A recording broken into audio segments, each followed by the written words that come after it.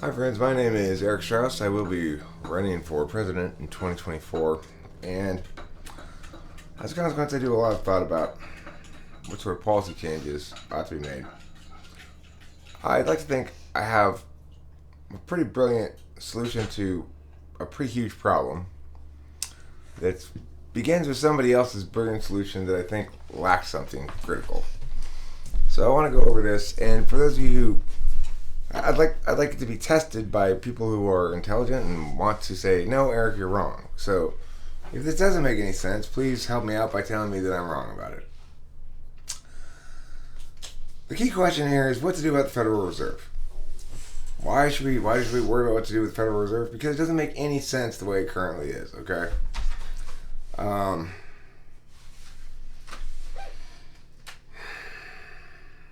The Federal Reserve is an anti-democratic fiefdom that makes policy decisions not subject to voter approval. Even the president can't fire a Fed governor no matter how badly they perform. The Federal Reserve, unlike most central banks, is semi-decentralized.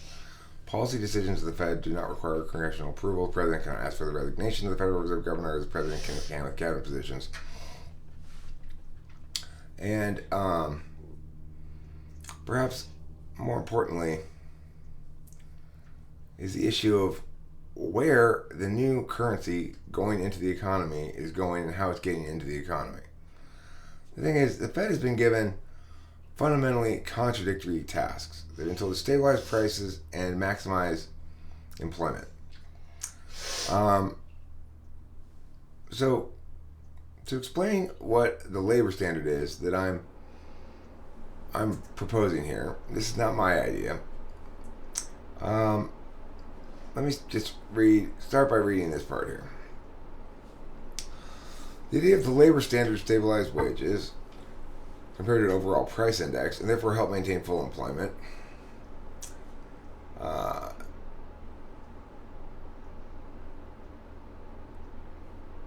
The proposal would define the dollar as a fixed quantity of labor. For instance, by legislative or constitutional fiat, the dollar could be defined as 12 minutes of labor so that 1 hour of labor could be purchased with $5. If labor were homogeneous and sold in spot markets, then this would function similarly to the gold standard. Because labor is heterogeneous and not sold in spot markets, the central bank would instead agree to buy and sell a particular asset of its own choosing on demand at the current price, but the central bank would guarantee that the value of this asset would always be equivalent to a fixed quantity of labor, where a fixed quantity of labor is defined as the average of an index of nominal wages. For example, suppose the central bank chose to make silver indirectly convertible with a labor wage index, which has an average wage of $5 per hour. The central bank fixes this wage as the target. The price market of silver is $5 per ounce. The nominal value of the wage index is announced at the beginning of every period. Here's the key thing. At the end of every period, you have to cash out and either take your profit or your loss. Okay? Sellers of silver who sold some quantity of N hours of labor would be owed MIA by the central bank. Buyers would owe MIA to the central bank. That's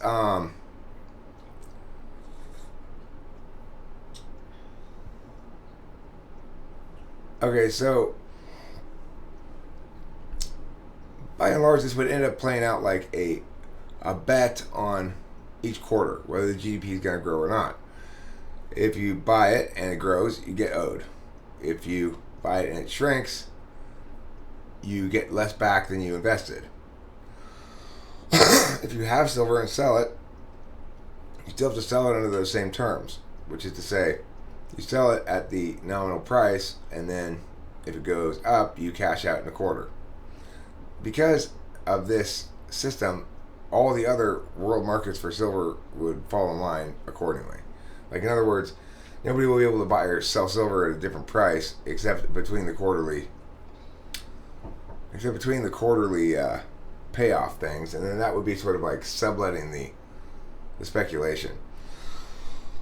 If the market expects nominal wages to decline, as they did, then more silver would be sold to the central bank and then purchased by traders, something which increases the money supply on net and thereby increases nominal wages. These market exchanges would guarantee that nominal wages would generally remain constant and temporarily. According to advocates of the proposal, there would be three key benefits. First, changes in the price level would be driven by the real side of the labor market, i.e. by changes in the relative value of all other goods with respect to labor. Such an economy would function more closely to one described by moneyless economic models defined in terms of numeri good. Second, monetary policy would be effectively conducted by the market rather than a centrally directed authority, something which it has in common with certain NGDP targeting proposals. Third, wages would be kept relatively constant in nominal terms across the business cycle, something identified by Thompson as the key to smoothing the cost of output shocks across time. This third point is why it is a useful comparison to jobs guarantee. Henderson calls the labor standard a monetary policy-based job guarantee, even though it does not guarantee full employment. The enumerated reasons explain why Thompson humbly called it the perfect monetary system. Okay, so the thing is, it's not the perfect monetary system. There's a huge hole in this that exists.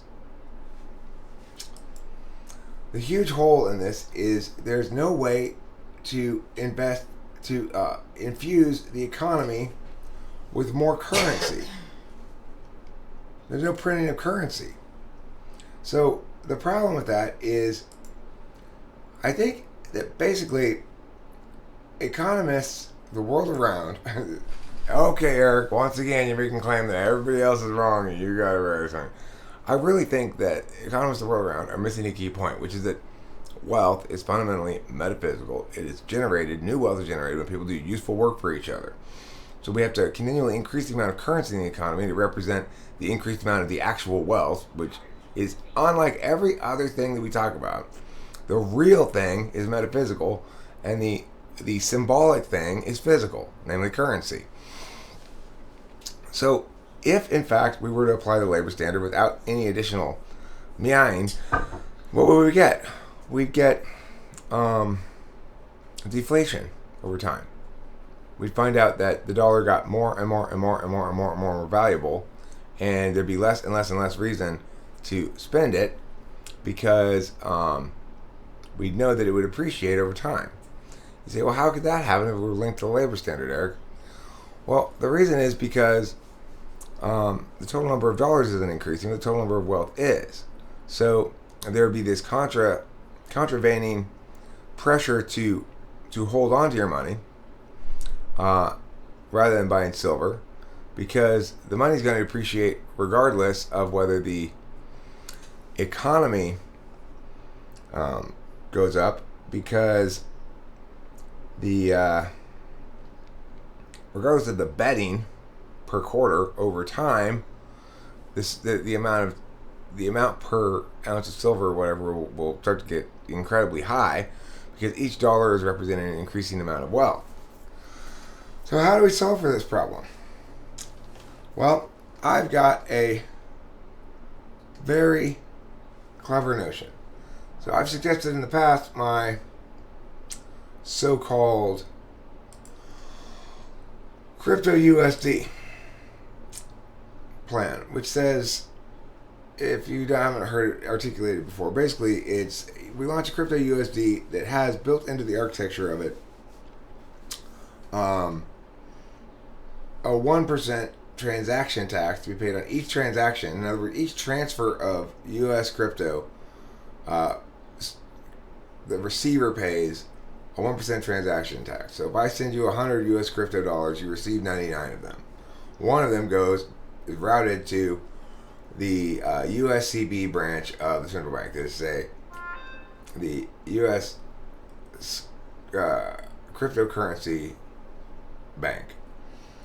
Now, once you get that tax dollars, those tax US crypto dollars into this bank, it immediately sells the collected tax to buy futures in the standard commodity for every U.S. citizen. So how many futures do they buy? Well, they probably do this, it probably wouldn't be immediately, actually. They'd probably do this quarterly, okay?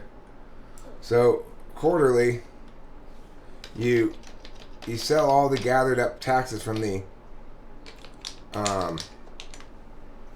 you use all the collected taxes to purchase futures in the standard commodity for the next quarter for every qualified USB recipient. USB is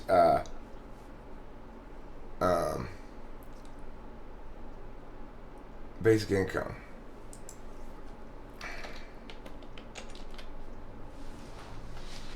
So, in other words, when it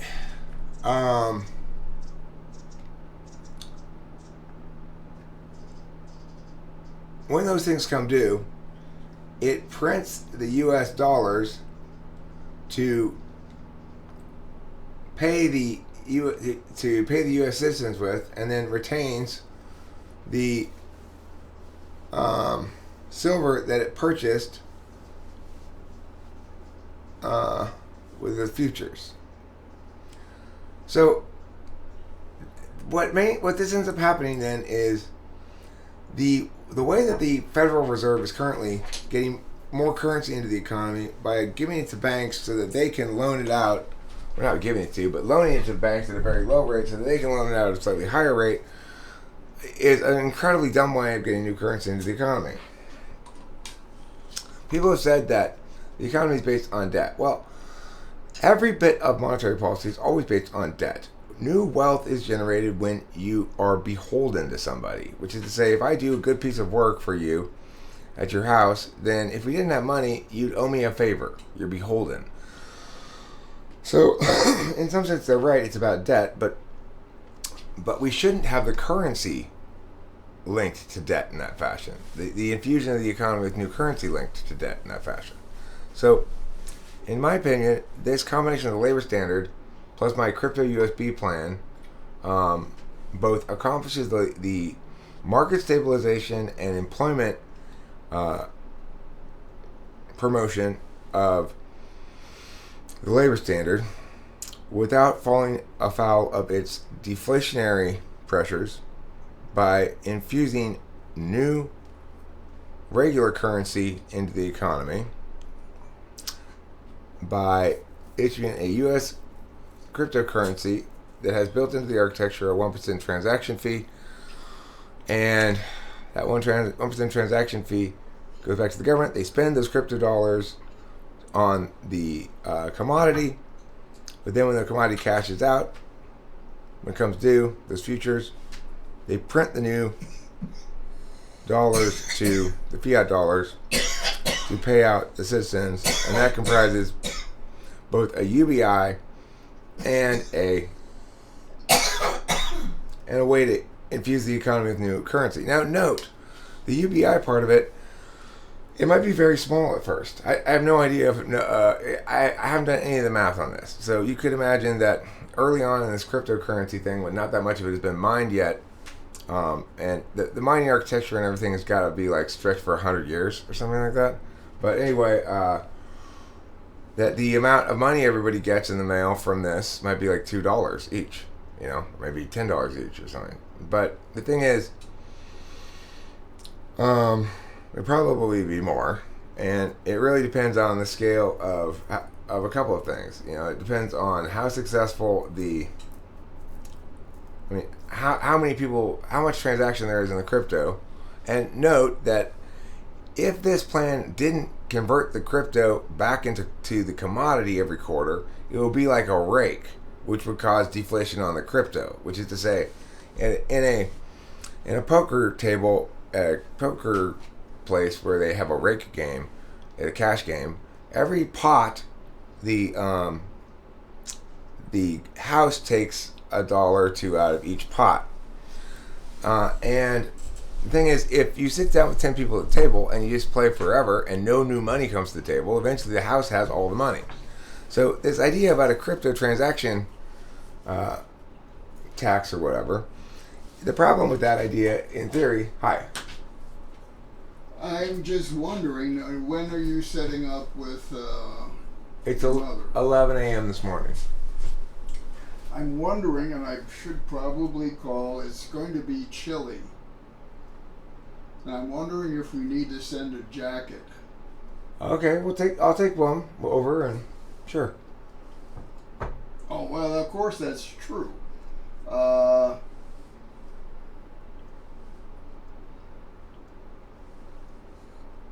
I think I would just call anyway and say that you will be bringing a jacket.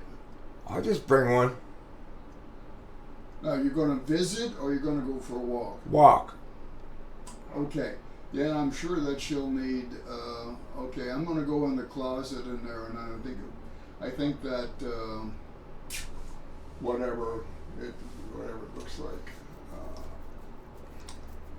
How much multiplied in there now, huh? Yeah, we have quite a few guppies now. Okay, I'll go see if the jacket's and I have booked so that I'll be spending Christmas Eve in the desert. And what I'm thinking maybe is I'm going to be at the enclaves at the Shadow Ridge. I have to come back here Christmas Day, but anyway, I was thinking that maybe sometime that week, if we wanted to have Christmas down there, I mean a Christmas, it doesn't have to be Christmas Eve.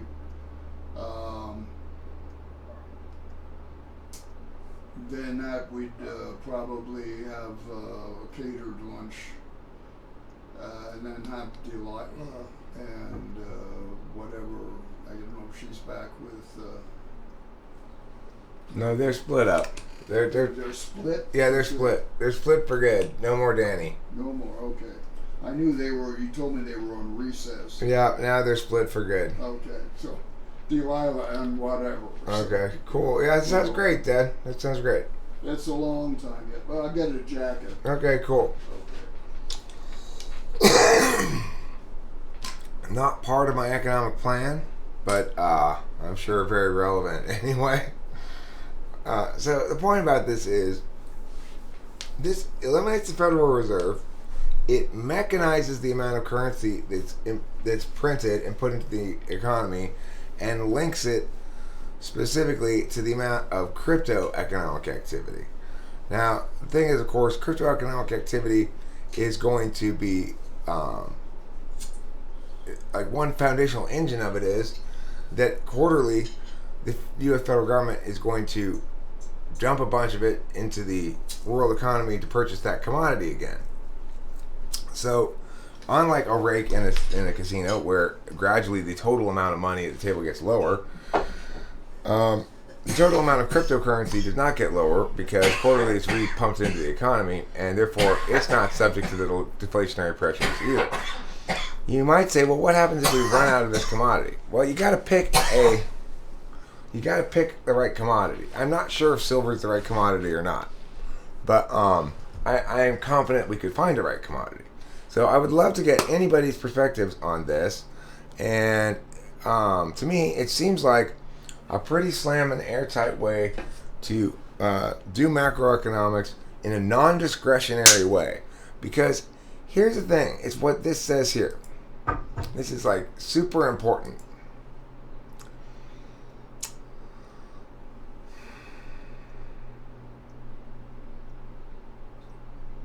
Well, there's a couple things. Like, look at the Lucas critique, for example.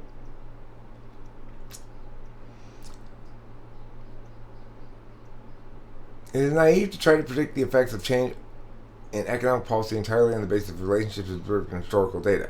And B.A. Gioli.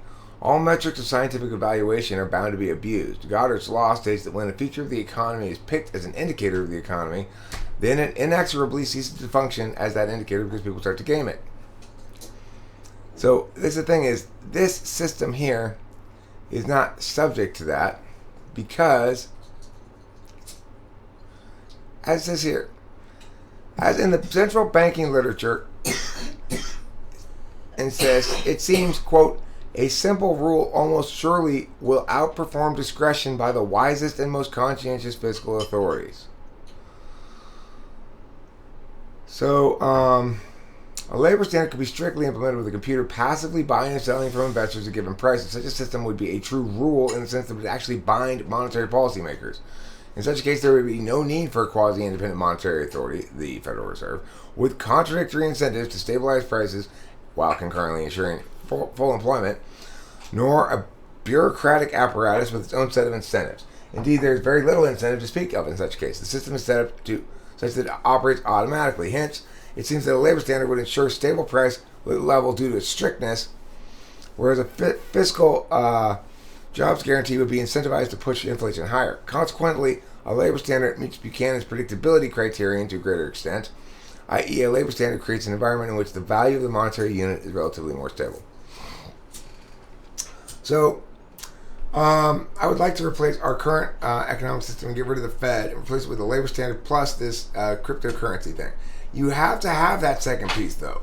The fundamental problem with this labor standard idea that I don't see addressed anywhere in the literature is that it doesn't account for the infusion of new currency into the economy. I guess that's why they say it links to the so-called moneyless economic models. But though that's a stupid idea, because in fact we need the amount of fiat currency in the economy to match the amount of total wealth in the country. Note, crypto-USD is not a legal tender in the sense that you are not guaranteed to be able to use it to pay for anything. Businesses don't have to accept it, but the government has to accept it for taxes, and it's the only thing the government will pay with for the commodity when it comes time to do the infusion of new capital into the economy. Infusion of new currency into the economy. I'll leave this in the house so you can get them. This is from Ireland. This is it's a little. I like it. Should do, and this was just something. Sure. Okay. So just you can give them both then, and I should probably put the name in. Okay. Yeah, I'll do that. We're gonna be leaving in about 15 minutes. Okay. So, don't you leave 15 minutes before commenting on this, though. Thanks for watching. Don't forget to eat plenty of cheese.